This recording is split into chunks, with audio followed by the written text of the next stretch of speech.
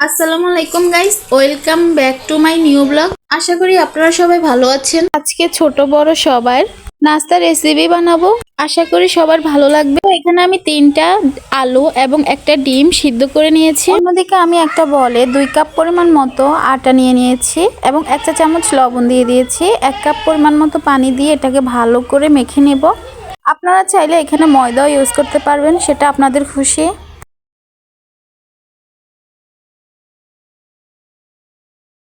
এটাকে ভালো করে মতে নিতে হবে যাতে ভিতরে কোনো লাঞ্চ না থাকে।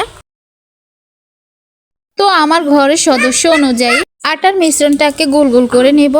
অন্যদিকে একটা প্যানে পরিমাণ মতো তেল দিয়ে 1 কাপ পরিমাণ মতো পেঁয়াজ, পরিমাণ মতো কাঁচামরিচ দিয়ে এটাকে ভালো করে লালচে করে ভেজে নিব। অন্যদিকে আমার সিদ্ধ করা আলু আর ডিমটাকে ভালো করে ম্যাশ করে নিব।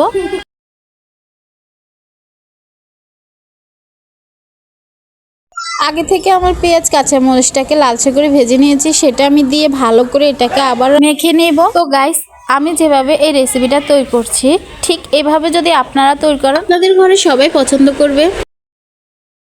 আগে থেকে গোল করা আটাটা আমি বেলে নিব। এটাকে বেশি পাতলা করা যাবে না, রুটিটাকে একটু মোটা করে রাখতে হবে। মেখে রাখা আলুগুলো পরিমাণ মতো দিয়ে দিব। এবার আমি এটাকে গোল করে নিব। এবার আমি রুটিটাকে পাতলা করে বেলে নিব।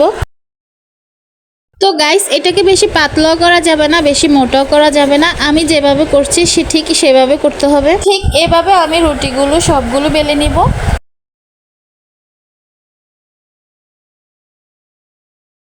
তো এখানে আমি একটা ফ্রাই প্যানে হালকা করে তেল ছাড়া পরোটাকে ভেজে নিব। এবার আমি 2 চা চামচ তেল দিয়ে পরোটাকে ভেজে নিব যাতে আলু পরোটাটা ভিতরে নরম এবং উপরে ক্রিস্পি হয়। তো গাইস, আলু পরোটাটাকে লালচে করে ভেজে নিতে হবে। এভাবে আমি আলু পরোটা সবগুলো ভেজে নেব। বিশেষ করে আমার এই রেসিপিটা বাচ্চাদের জন্য খুবই পুষ্টিকর। আপনারা একবার হলো ঘরে বসে আমার এই রেসিপিটা ট্রাই করবেন। তো আমার পরোটাগুলো বানানো হয়ে গেছে। এবার আমি আলু পরোটাগুলোকে সবগুলো একসাথে নিয়ে পিচ পিচ করে কেটে নিব। এরপর পরিবেশন করব। আমার ভিডিওটা যদি ভালো লাগে একটা লাইক, কমেন্ট, শেয়ার দিতে ভুলবেন না কিন্তু, এবং আমার ফেসবুক পেজটাকে ফলো দিয়ে রাখবেন।